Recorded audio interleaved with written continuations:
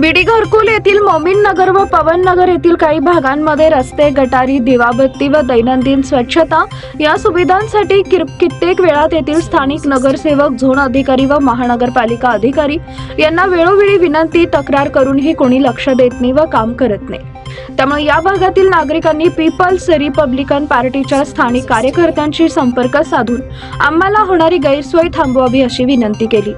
तेव्हा तेथील स्थानिक कार्यकर्ते पीपल्स रिपब्लिकन पार्टीचे जिल्हा मीडिया प्रमुख सद्दाम पठाण यांनी पक्षाचे जिल्हाध्यक्ष अमित कांबळे, शहर अध्यक्ष शरणू हजारे, जिल्हा युवक अध्यक्ष विश्वजित सरवदे, अल्पसंख्याक जिल्हाध्यक्ष जावेद बानकरी, जिल्हा संपर्क प्रमुख मेहबूब शेख यांच्याशी संपर्क कार्यालयात भेट देऊन सदर घटना सांगितली।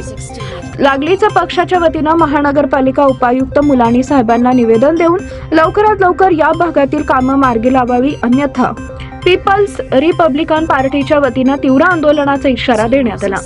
यावेळी शहर संपर्क प्रमुख विकी बनसोडे, अल्पसंख्याक शहर युवक अध्यक्ष नबीलाल खरादी, इम्रान शेख, रज्जाक मुजीद, सोहेल शेख, सादिक पठाण, मुजाहिद दौलताबाद, वादी पदाधिकारी, कार्यकर्ते उपस्थित होते।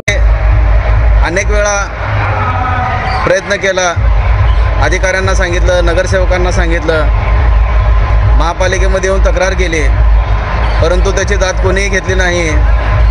शेवटी ते आपल्या पक्षाकडे तक्रार केली व इथले कामकाज होण्यासाठी आपल्या पक्षानं प्रयत्न करावा अशी त्यांनी आपल्या पक्षाकडे मागणी केली। त्या अनुषंगाने आज पक्षातील आम्ही सर्व पदाधिकारी महापालिका आयुक्तांना भेटण्यासाठी आलो।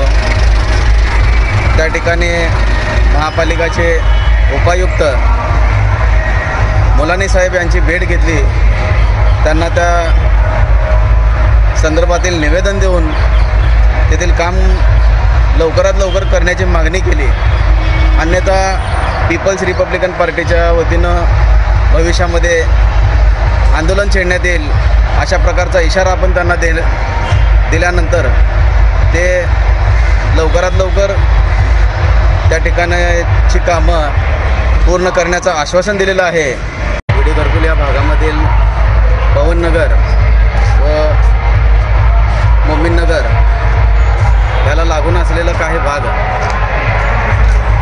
इतरत्र ठिकाणी रस्ते, पाणी, दिवाबत्ती, गटारी हे कामं बहुतेक ठिकाणी झालेले आहेत, परंतु या ठिकाणी आजही रस्ते नाहीत, दिवाबत्ती नाही, गटारे नाहीत। त्यामुळं तिथं घाणीचं साम्राज्य वाढलेलं आहे आणि तेथील नागरिकांना नाहक त्रास सहन करावा लागत आहे। त्यामुळे तेथील नागरिकांनी आपल्या पक्षाकडे